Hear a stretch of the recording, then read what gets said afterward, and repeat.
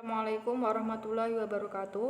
Perkenalkan, nama saya Naimatul Hani, NIM 109. Di sini saya akan menjelaskan tentang nilai dan prinsip akuntansi syariah dan perbedaan konsep akuntansi keuangan syariah dan akuntansi keuangan konvensional. Pertama, saya akan menjelaskan tentang nilai dan prinsip akuntansi syariah. Nilai dan prinsip akuntansi syariah yaitu nilai Islam dalam akuntansi. Maksudnya, apakah comprehensive accounting itu mempunyai kelengkapan yang sama atau sesuai dengan tujuan dan hakikat dan nilai Islam.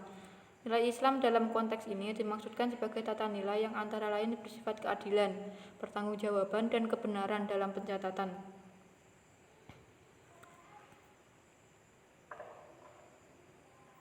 Dasar universal dalam operasional akuntansi syariah ada 3. Yang pertama, prinsip pertanggungjawaban. Yang kedua, prinsip keadilan. Yang ketiga, prinsip kebenaran. Prinsip pertanggungjawaban merupakan suatu konsep yang tidak asing lagi di kalangan masyarakat muslim. Pertanggungjawaban selalu berkaitan dengan konsep amanah, karena bagi kaum muslimin, persoalan amanah adalah hasil transaksi manusia dengan sang Khalik mulai dari awal kandungan hingga ia kembali lagi padanya.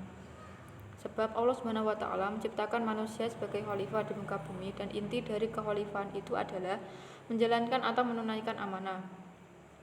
Yang kedua, prinsip keadilan. Prinsip keadilan tidak hanya berupa nilai yang sangat penting dalam etika kehidupan sosial dan bisnis, tetapi juga merupakan nilai yang secara melekat dalam diri setiap manusia. Yang ketiga, prinsip kebenaran. Prinsip kebenaran dalam akuntansi ini jika dilakukan dengan baik, maka akan dapat menciptakan keadilan dalam mengakui, mengukur, dan melaporkan transaksi-transaksi ekonomi. Selanjutnya, saya akan menjelaskan tentang perbedaan konsep akuntansi keuangan syariah dan akuntansi keuangan konvensional. Perbedaan dari segi pengertian, yaitu pengertian akuntansi keuangan menurut Islam lebih mengaruh pada pembukuan, pendataan, kerja, dan usaha, sehingga perhitungan dan perdebatan atau tanya jawab berdasarkan syarat-syarat yang telah disepakati. Selanjutnya, penentuan imbalan yang meliputi semua tindakan dan pekerjaan, baik yang berhubungan dengan keduniaan maupun keakhiratan. Perbedaan dari segi tujuan. Di antara tujuan terpenting dari akuntansi keuangan dalam Islam adalah menjaga harta yang merupakan hujah atau bukti ketika terjadi perselisihan, membantu mengarahkan kebijaksanaan, memerinci hasil usaha untuk perhitungan zakat, penentuan hak mitra bisnis, dan membantu dalam menetapkan imbalan dan hukuman serta penilaian evaluasi kerja dan motivasi. Sementara tujuan akuntansi keuangan konvensional diantaranya untuk menjelaskan utang dan piutang, untung dan rugi, sentral moneter, dan membantu dalam mengambil ketetapan manajemen. Perbedaan dari segi karakteristik.